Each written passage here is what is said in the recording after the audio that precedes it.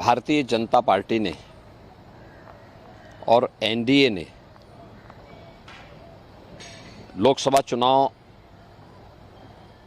प्रारंभ होते ही मोदी जी के नेतृत्व में भारतीय जनता पार्टी 370 और एनडीए 400 पार के लक्ष्य को प्राप्त करेगा, ये देश को एक स्लोगन दिया। यह देश के आम जन का मंत्र बन गया। हर ओर,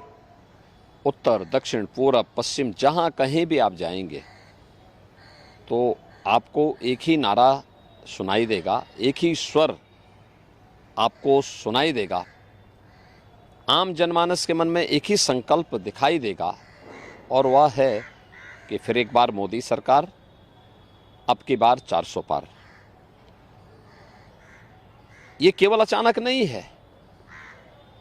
10 वर्ष के अंदर मोदी जी के नेतृत्व में देश के अंदर जो परिवर्तन हुआ है हर एक क्षेत्र में, चाहे दुनिया के अंदर भारत के सम्मान की बात हो, भारत की सुरक्षा को सुदृढ़ करने का कार्य हो, भारत के अंदर विकास के नए नए प्रतिमान स्थापित करने का हो, highway, railway,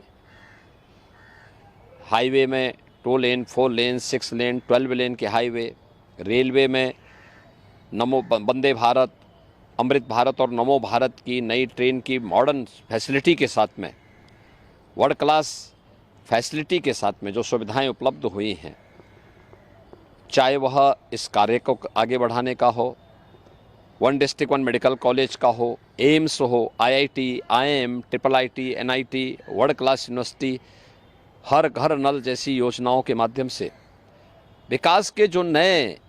model Modi ji के नेतृत्व में 10 वर्ष के अंदर हुए और गरीब कल्याणकारी योजनाओं को भी